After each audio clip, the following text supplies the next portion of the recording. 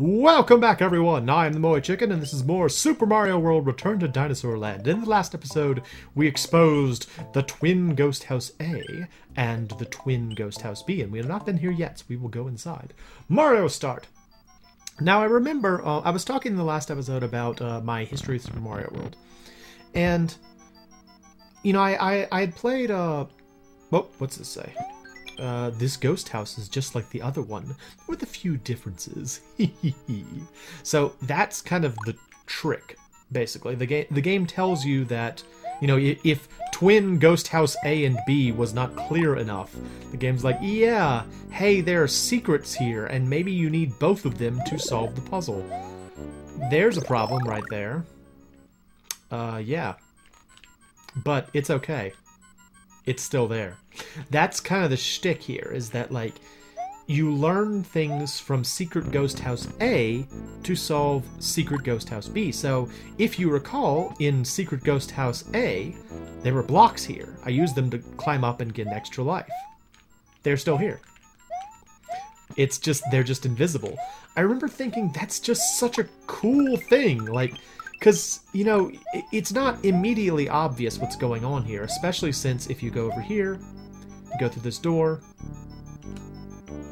I believe, you get the exit. Wait, I did it wrong.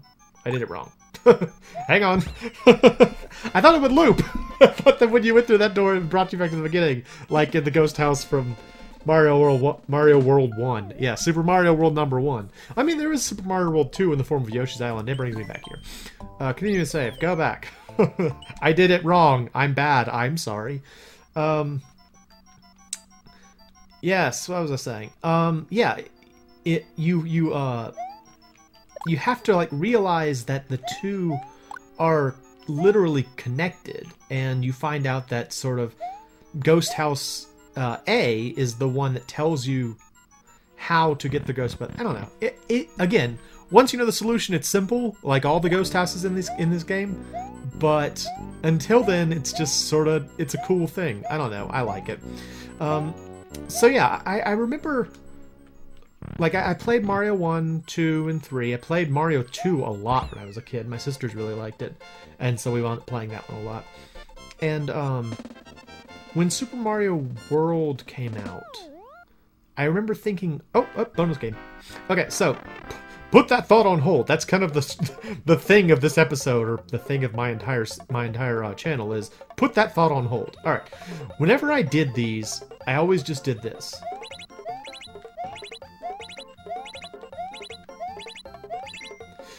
Not necessarily with flowers, but I mean, like, I would always just stand at one corner and just keep hitting it, because you can very easily maintain that rhythm and pretty much fill the entire outer ring with the same thing.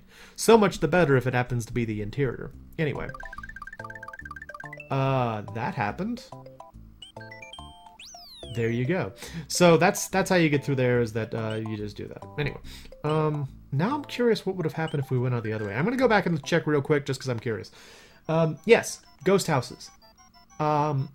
They were very new and different, because in like Super Mario 3, the closest you had to a ghost house was the fortresses.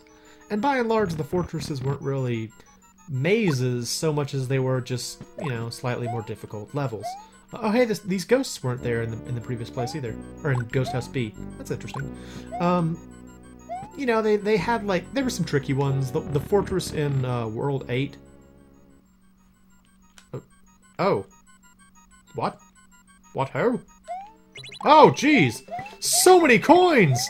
So many coins! Whoa! Whoa, that's a lot of coins! Wow! I did not remember that at all! Oh, okay. Okay. Neat. Yay!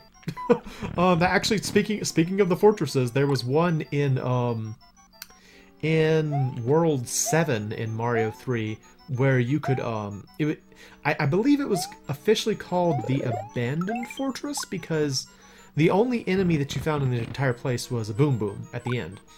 And other than that, it was just sort of like, it was empty. It was honestly kind of eerie, because you know, it was just like you could tell that it looked like you could figure out where enemies would have been. There were the balls for the roto discs. There were places where thwomps and stretches would be, but there was nothing in there except the boom boom. So, and the only way you could get out was if you figured out that you had to fly up towards the ceiling, and there was a pipe, and it was a whole big deal.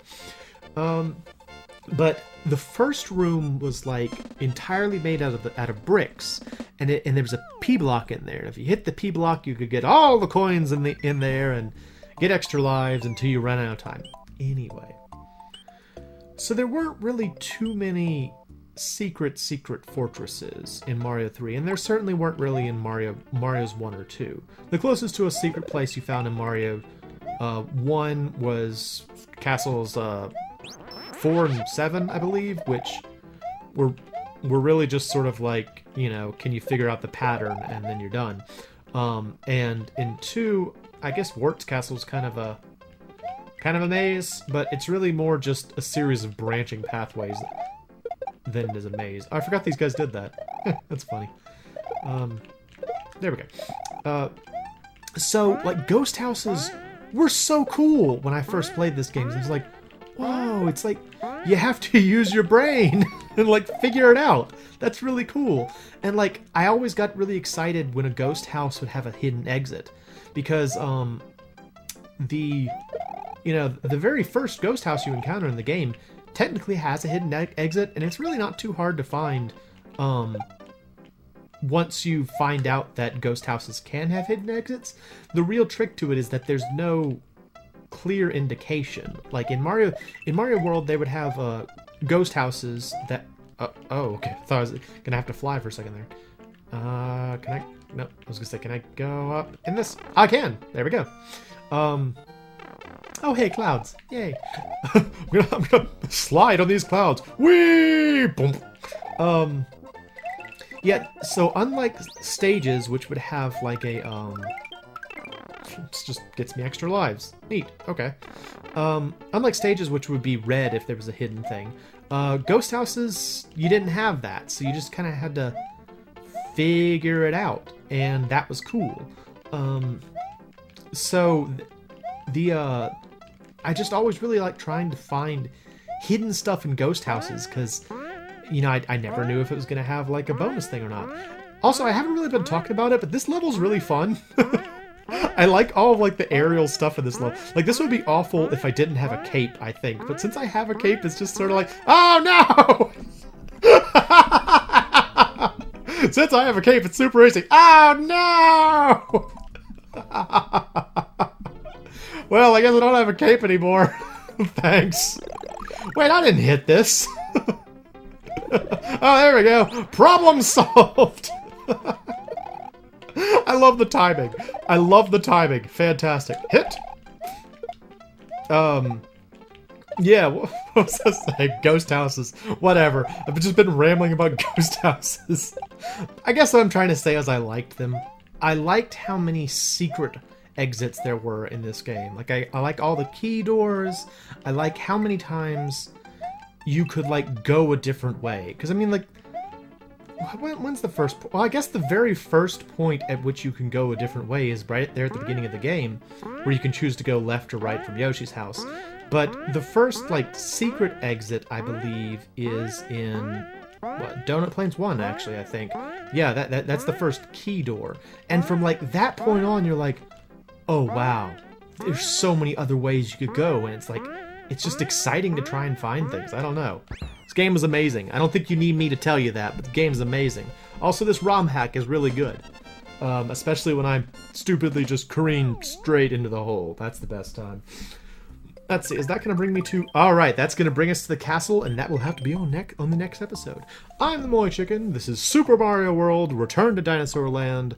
Thanks for stopping by.